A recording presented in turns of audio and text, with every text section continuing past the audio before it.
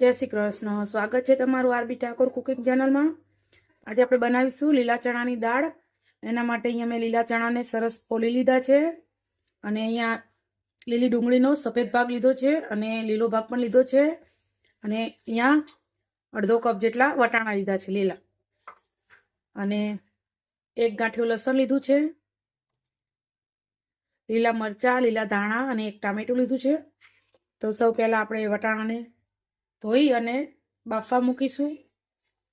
આપણે ફોલવા ટાણે કંઈ કચરો અંદર પડ્યો હોય તો નીકળી જાય એટલા માટે આ રીતે સરસ ધોઈ લેવાના છે. ડાયરેક્ટ જ આપણે હવે એને અહીં આપણે કુકરમાં 2 ગ્લાસ પાણી ગરમ થવા મૂક્યું હતું, તો આપણે એમાં ચણા આપણા નાખી દઈશું અંદર.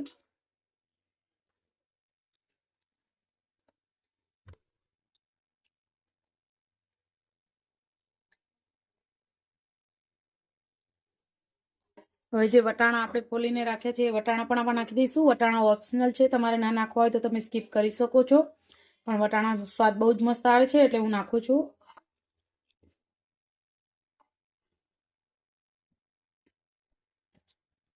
આપણે મીઠું નાખીશું બાફવા માટે.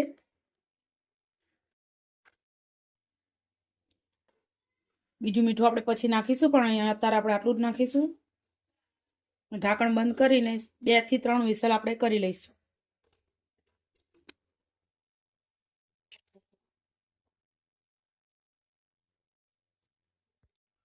આપણે લીલા મરચાં અને આદુને આપણે ખાંડી લઈશું. તો ખાંડવા માટે આપણે અહીંયા ખાયણી લઈ લીધી છે. મોટા મોટા ટુકડા કરીને આપણે ખાયણીમાં ખાંડી લઈશું.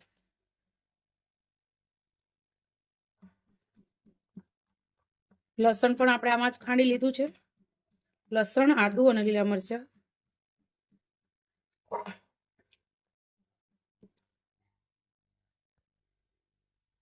સરસ આદુ અને લસણ અને લીલા મરચાંને આપણે સરસ આ રીતે વાટી લીધું છે.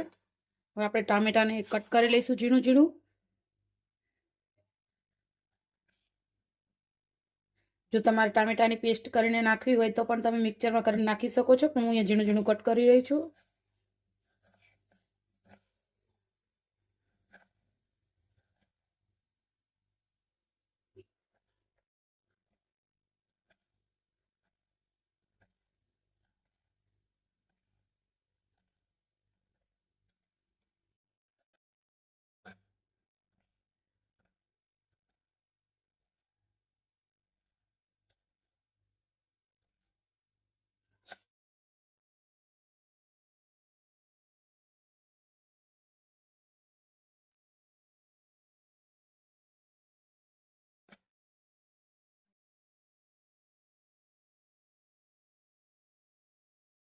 ટમેટાને સરસ કટ કરી લીધું છે. હવે આપણે વટાણા જે બાફવા રાખ્યા હતા એ પણ સરસ બફાઈ ગયા છે. ચણા ને બધું તમે જોઈ શકો છો. ચણા આ રીતે આટલા બફાઈ જવા જોઈએ એકદમ. વટાણા પણ સરસ બફાઈ ગયા છે. આ રીતે આપણે હાથથી દબાવીએ તો સરસ બફાઈ જવા જોઈએ. હવે આપણે ચણાને આ મિક્સર જારમાં આપણે એકદમ આપણે જે ચોપ કરવાનું ચોપર આવે એમાં એકદમ ચોપ કરી દઈશું.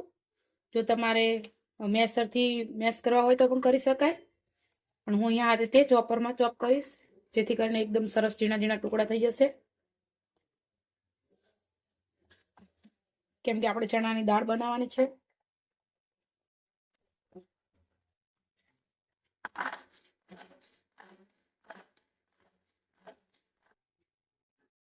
જે આપણે ચણા બાફ્યા છે પાણી ફેંકી નહીં દેવાનું. એ પાણી આપણે આમાં ક્રશ કરવા ટાણે આપણે નાખીશું. થોડું પાણી નાખીશું જે આપણે ચણા બાફ્યા હતા એ.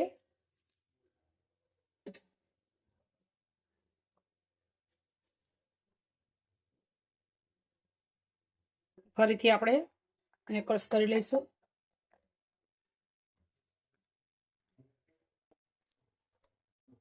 જોઈ શકો છો તમે એકદમ મસ્ત આપણે ચણા ક્રશ થઈ ગયા છે. આ રીતે જ કરી લેવાના.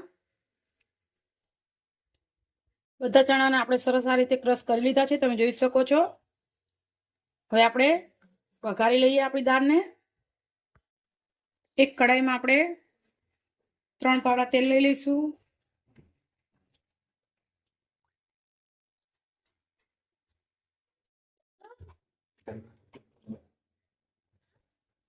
તેલ ગરમ થાય એટલે આપણે એમાં 1 ચમચી રાઈ નાખીશું.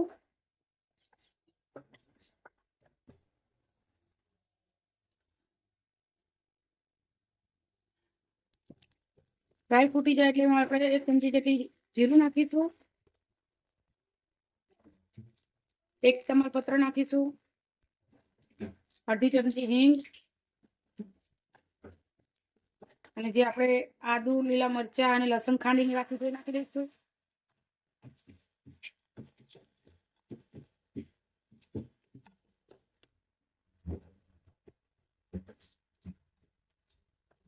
બધું સરસ મિક્સ કરી લઈશું. અને જે આપણે લીલી ડુંગળીનો સફેદ ભાગ કાઢીને રાખ્યો છે એ નાખી દઈશું. આને પણ તમારે મિક્સરમાં જો ક્રશ કરવો હોય તો તમે કરી શકો છો.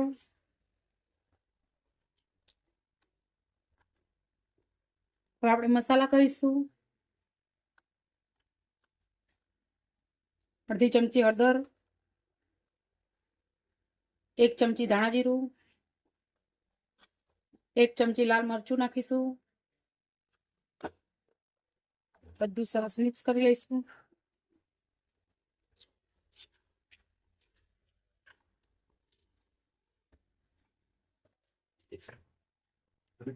ને 1 ટામેટું આપણે કટ કરીને રાખ્યું છે એ નાખી દઈશું.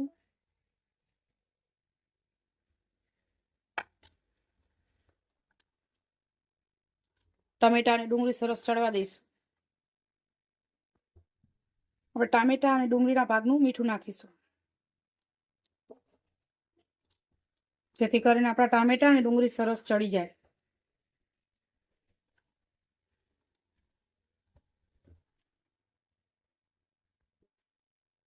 આપણા ટામેટા અને ડુંગળીમાંથી તેલ સરસ છૂટું પડી ગયું છે, તમે જોઈ શકો છો. હવે આપણે જે દાળ પીસીને રાખી છે ચણાની એ નાખી દઈશું. બધું સરસ મિક્સ કરીશું.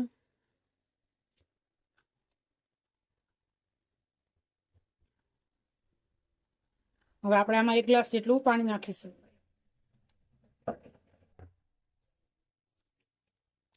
પાણી વધારે કે ઓછું તમારે જેવી દાળ પાતળી રાખવી હોય એ પ્રમાણે તમે નાખી શકો છો.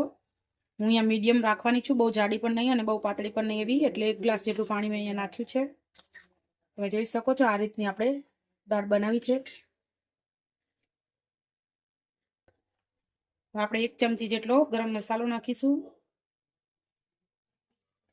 આપણે દાળને સરસ ઉકળવા દઈશું.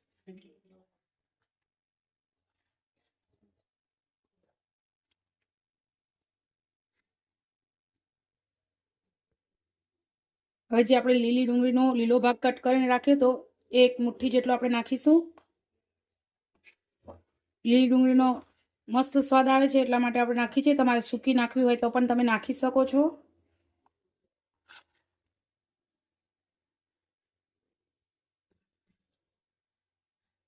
આપણી દાળ મસ્ત મજાની ઉકળી ગઈ છે, તમે જોઈ શકો છો. એટલી મસ્ત સુગંધ આવી રહી છે મારા આખા ઘરમાં કે આપણને ખાવાનું મન થઈ જાય એવી.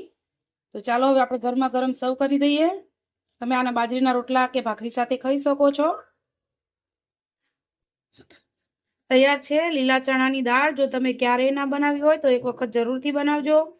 અને જો તમને મારી આ રેસીપી ગમી હોય તો લાઈક, શેર ને સબસ્ક્રાઇબ કરવાનું ભૂલતા નહીં. આવજો ને જય શ્રી કૃષ્ણ.